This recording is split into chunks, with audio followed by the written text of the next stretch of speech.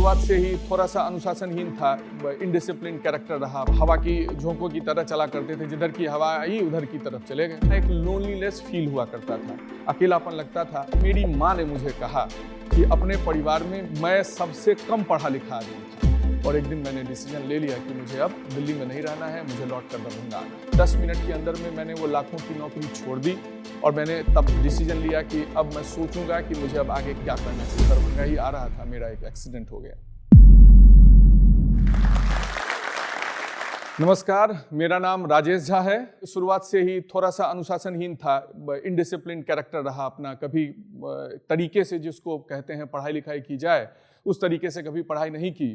और 12th standard पास करने के बाद, इंटरमीडिएट पास करने के बाद 99 में मेरे गांव के कुछ बच्चे दिल्ली में रहा करते थे। उन्होंने मुझे बताया कि दिल्ली बड़ी खूबसूरत जगह है। तो मैंने सोचा कि दिल्ली अगर खूबसूरत जगह है तो फिर मुझे उस खूबसूरत जगह पर चलना चाहिए और मैं दिल्ली चला गया। सब कुछ एक ऐसा लग रहा था जैसे कुछ ऑटोमेटिक स्टाइल में कुछ हो रहा है।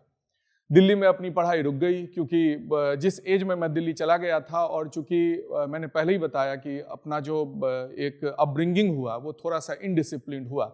मैं ये मानता हूँ कि मेरे व्यक्तित्व में अनुशासनहीनता की जो एक थोड़ी बहुत लाइनिंग थी, उस लाइनिंग ने कि भी कभी किसी स्ट्रेट लाइन पर ज़्यादा देर तक चलने नहीं दिया। यही हाल दिल्ली में रहा। दिल्ली में भी अपने खुद के खर्चे चलाने पड़ते थे क्योंकि घर के लोगों की मर्जी के बिना दिल्ली चला गया था। एक तरह से कहिए तो भाग के ही दिल्ली चला गया था।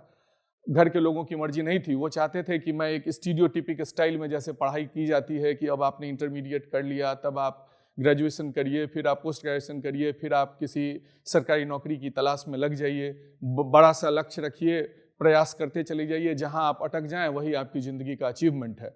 अपना ऐसा नहीं था। हम हवा की झोंकों की तरह चला करते थे, जिधर की हवा आई उधर की तरफ चले गए। तो जब दिल्ली में अपना रहना होने लगा और ट्यूशन पढ़ाकर अपना खर्चा निकालता था, इसी बीच कुछ ऐसे लोगों से परिचय हो गया जो हमारे ही तरफ के लोग थे। उन्होंने मुझे कहा कि इससे बेहतर जगह तो कोटा है, तो जब तुम पढ़ा लिखा रहे हो तो तुमको कोटा चले जाना चाहिए। बस मुझे लगा कि कोटा जाना चाहिए, तो मैं फिर कोटा पहुंच गया। 2-4 साल जिंदगी के कोटा में भी गुजारे, 2002-3-4 के आसपास। लेकिन उस वक्त कोटा में अपने साइड के, मतलब हमारे साइड के, मिथिला के साइड के या बिहार के लोग थोड़े कम जाया आया करते थे। तो वहाँ एक लोनलीनेस फील हुआ करता था, अकेलापन लगता था। उम्र उतनी ज़्यादा थी नहीं, तो कभी कभी इमोशंस के भी कुछ दौर आया करते थे, जब होम सिकनेस, अपने घर की तरफ फिर से घर के लोगों की याद आना। तो फिर मन में एक वो उधेड़ बुन चलने लगा कि कहाँ चले आए इतनी दूर कोटा में। इसी बीच मेरे कुछ जो अपने फ्रेंड थे वो चले आए दिल्ली, वो भी आगे की पढ़ाई करने के लिए। तो उनसे जब बातचीत हुई तो उन्होंने कहा कि हम सब तो दिल्ली आ गए हैं, तो मैं भी कोटा छोड़कर फिर से दिल्ली चला आया। अब जब मैं दिल्ली चला आया तो तब तक पढ़ाई लिखाई तो मेरी छूट चुकी थी, मेरी पढ़ाई लिखाई का कोई सीक्वेंस था नहीं। लेकिन मैंने 12th तक ठीक से पढ़ाई करी थी, मुझे ऐसा लगता है। इसलिए मुझे ऐसा लगता है कि मैंने 12th तक ठीक से पढ़ाई करी थी क्योंकि जहाँ कहीं भी मैं पढ़ाने जाता था होम ट्यूशन में भी, तो कभी मुझे किसी को कहना नहीं पड़ा या किसी को अपनी डिग्री दिखाने की ज़रूरत नहीं पड़ी कि मैं ग्रेजुएट हूँ या मैं पोस्ट ग्रेजुएट हूँ। ऐसा कभी हुआ नहीं। जब मैं लौटकर जब दिल्ली आया तो उन लोगों ने फिर से मुझे कहा कि जब तुम अब वहाँ कोटा में कोचिंग में पढ़ा रहे थे तो तुम अब होम ट्यूशन क्यों पढ़ाओगे, तुम किसी कोचिंग में पढ़ाओ। उन्हीं में से किसी सज्जन ने मेरा परिचय वहाँ के कोचिंग वाले से करा दिया। फिर मैं उस कोचिंग में पढ़ाने लगा। वहाँ भी मेरी डिग्री मुझसे पूछी नहीं गई। वक्त बीतता गया, कोचिंग में एक अच्छे टीचर के तौर पर जाना जाने लगा। मैं पढ़ाता था, बच्चे कहते थे राजेश झा अच्छा पढ़ाते हैं। तो मुझे भी कोई ज़रूरत नहीं लगी कि फिर इस पढ़ाई, जो पढ़ाई छूट गई थी उस पढ़ाई को फिर से आगे बढ़ाया जाए। लेकिन साल 2010 में मेरी माँ ने मुझे कहा कि अपने परिवार में, मेरा जो परिवार है काफ़ी लंबा चौड़ा परिवार है, उस परिवार में मैं सबसे कम पढ़ा लिखा आदमी था। मेरे सारे भाई बहन पोस्ट ग्रेजुएट थे और मैं केवल 12th पास था। तो मेरी माँ ने कहा कि तुमको ये अच्छा नहीं लगता है कि तुम इस तरीके से सबसे कम पढ़े लिखे रह जाओ, ये मुझे अच्छा नहीं लगता है।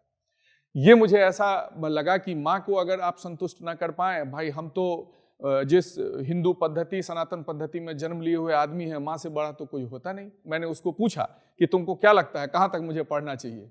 उसने कहा कि पोस्ट ग्रेजुएट हो जाओगे तो अच्छा लगेगा। मेरी माँ भी पोस्ट ग्रेजुएट है। फिर अब मैं रहता तो दिल्ली में था और यहाँ कहाँ से मैं करता, मैं तो नौकरी करने लगा था। मैं बड़े बड़े कोचिंग्स में पढ़ाता था, मुझे कहीं पर किसी ने डिग्री नहीं मांगी। लेकिन जब माँ की ये बात मेरे पास आई कि मुझे और पढ़ना लिखना चाहिए, तो मैं सीरियसली सोचने लगा कि कम से कम ग्रेजुएशन और पोस्ट ग्रेजुएशन तो मुझे जरूर कर लेना चाहिए।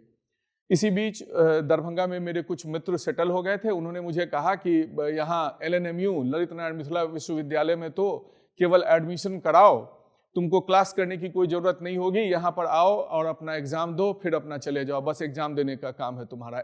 बस मैंने एडमिशन ले लिया और फिर उस एडमिशन के बाद मुझे कभी क्लास करने की ज़रूरत पड़ती नहीं थी। मैं दिल्ली में रहता था, मुझे यहाँ के मेरे मित्र शेड्यूल भेज दिया करते थे कि इस मंथ में तुम्हारा एग्ज़ाम होने वाला है। मैं अपनी टिकट कटाता था, यहाँ आया, एग्ज़ाम दिया, फिर से लौट के चला जाता था। ऐसी भी स्थिति आई कि जब चूँकि मैं पढ़ाता था, मेरी क्लासेस कोचिंग में चलती थी, वहाँ आप ज़्यादा लंबा ब्रेक नहीं ले सकते हैं, कोचिंग इंडस्ट्री की यही सच्चाई है। तो ऐसी भी स्थिति होती थी कि मैं सुबह की फ़्लाइट से पटना आता था, वहाँ से दरभंगा में एग्ज़ाम दिया, शाम को लौट के पटना और लेट नाइट फ्लाइट से फिर से दिल्ली चला जाता था। इस तरीके से मैंने ग्रेजुएशन कर लिया। उस ग्रेजुएशन में भी मेरा फर्स्ट क्लास रहा।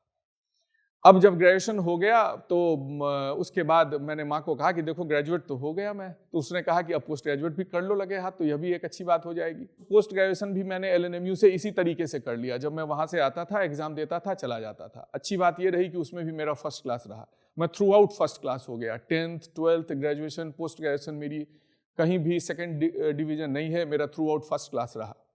एक दिन मैं किसी काम से वेल्लोर जा रहा था, चेन्नई की मेरी फ्लाइट थी। मेरे फ्लाइट में बगल की सीट पर एक सज्जन बैठे थे। उन्होंने मुझे बताया कि मैं बाहर रहता हूँ, मैं NRI हूँ। बातचीत होने लगी, एक अपना स्वभाव है बगल के व्यक्ति से बात करना। तो उन्होंने मुझे बताया कि मैं अब चाहता हूँ कि अपनी धरती के लिए भी कुछ करूँ, बहुत दिन हो गए बाहर रहे हुए। यह भी एक कहीं ना कहीं सबकॉन्शियसली मेरे दिमाग में ये बात थी कि आदमी को जैसे एक कॉर्पोरेट सोशल रिस्पॉन्सिबिलिटी CSR होता है, वैसे ही इंडिविजुअल सोशल रिस्पॉन्सिबिलिटी भी होनी चाहिए कि जिस समाज से आप पले बढ़े हैं उस समाज को आप रिटर्न में क्या देते हैं। ठीक है, मैं लौट कर फिर से दिल्ली आया, काम धाम चलता रहा। इसी बीच कुछ और लोगों से मेरा परिचय हो गया जो NRI थे और वो अपने गांव में स्कूल बनाना चाहते थे। मैं करीब 3 साल हरियाणा के एक बेल्ट को कहा जाता है मेवात, जो मेवात सबसे पिछड़ा हुआ एरिया है, उस मेवात में ही उनका गांव था और वहीं पर वो स्कूल बनाना चाहते थे। उन्होंने मुझे कहा कि अगर आप हमारे साथ काम करेंगे तो हम अपना स्कूल बहुत बेहतर तरीके से बना पाएंगे। पहले ही मैंने आपको बताया कि अपनी लाइफ में तो कोई भी चीज़ प्री प्लान नहीं हुई है। चीज़ें सामने में चली आती हैं, ढेर सारी चीज़ें सामने में रहती हैं, उसमें से सेलेक्ट करता हूँ और अपना काम आगे बढ़ता है। मैं उनके साथ जुड़ गया। करीब 3-4 साल तक मैं उनके साथ लगा रहा, स्कूल बनाया। KCM ग्रुप का वो स्कूल है, बहुत बड़ा स्कूल बनाया, गाँव में लगा रहा, घर घर जा जाकर बच्चों से बातें करना, पेरेंट्स से बातें करना, उनको नई जो एजुकेशन की पॉलिसीज़ हैं उनके बारे में बताना। और पढ़ाई लिखाई का क्या, एक चूँकि मैंने पहले ही बताया कि अपनी पढ़ाई लिखाई तो कंटिन्यू रही नहीं, थोड़ा इनडिसिप्लिन भी रहा, तो मुझे ये बात पता है कि इनडिसिप्लिन होने के कारण अपनी लाइफ में मैं क्या सब खो चुका हूँ। अदरवाइज ऐसा हो सकता था कि अगर मैं डिसिप्लिन लाइफ बिताता तो और भी ज़्यादा अपर मार्जिन्स पर जा पाता और अच्छे होरिजेंस देख पाता। तो चूंकि मेरे अंदर ये एक बात थी, तो मैं वहाँ पेरेंट्स को, बच्चों को ये समझाता था कि आप अपने बच्चों को अच्छी जगह से पढ़ाएंगे, लिखाएंगे, अच्छे लोगों के संपर्क में लाएंगे तो उन बच्चों की अपब्रिंगिंग अच्छी होगी और इनके कैरियर में भी अच्छी पोजीशंस ये हासिल कर पाएंगे। यह प्रयोग सफल रहा। 2-3 सालों में वह स्कूल जहाँ मुझे, वो जो NRI लोग थे उन्होंने मुझे हायर किया था, वो स्कूल काफ़ी अच्छे तरीके से एस्टैब्लिश हो गया। एक दिन कोई ऐसी बात हुई कि जो हमारे प्रोमोटर्स थे स्कूल के, उन्होंने कुछ ऐसी बात कही जो मुझे अच्छा नहीं लगा।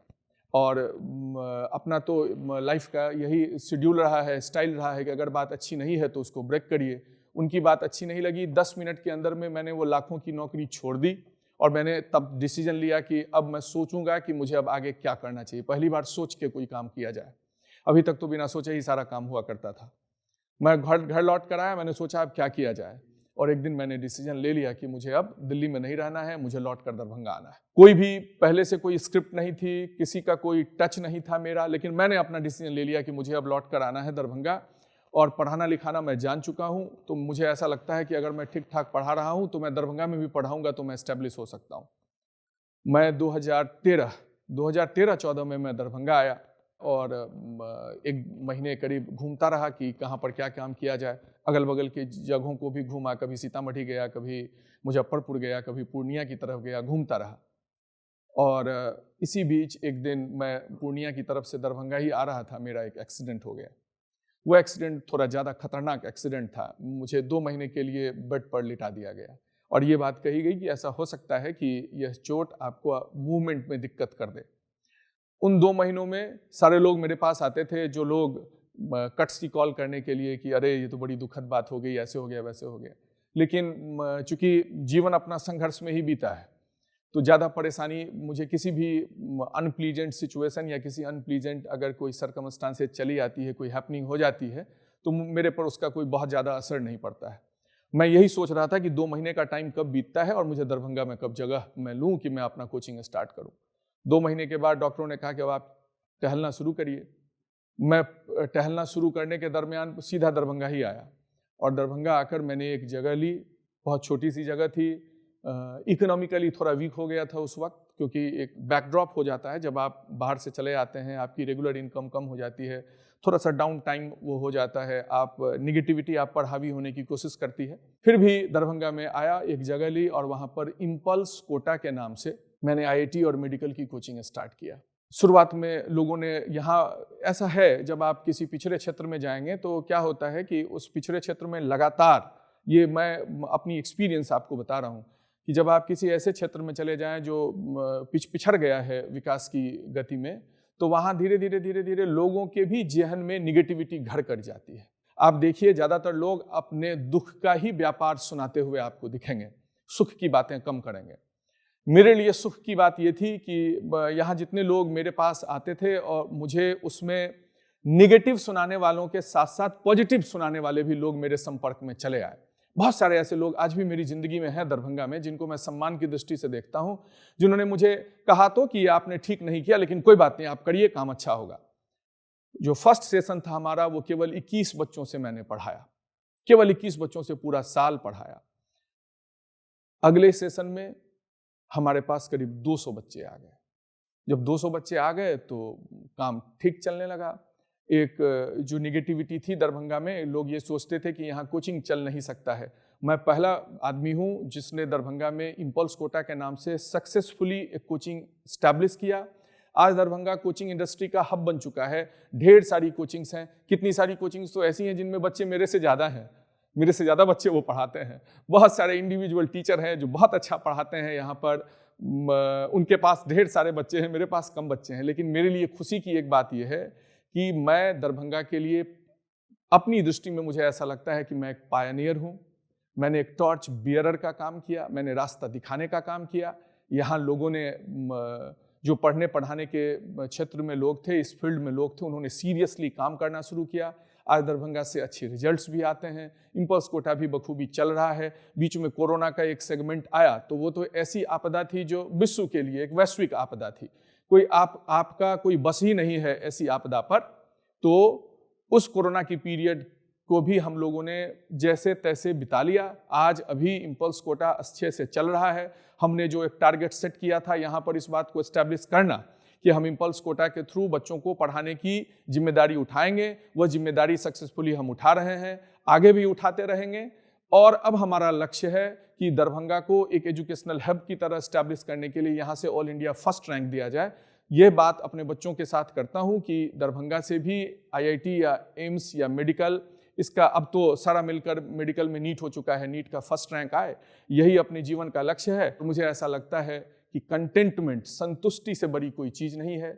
जो स्टॉक्स में आज यहाँ आकर अपनी बात कहना, यह भी अपने आप को एक संतुष्ट करने लायक है। बहुत बहुत धन्यवाद। अहाँ सब एकरा सब्सक्राइब करू, लाइक करू और जत्ते से जत्ते मैथिल छै उनका बीच में शेयर करू। और नया नया प्रेरणादायक कहानी, बहुत सारा खिस्सा अहाँ के सुनल मिलत, तो बस बनल रहू।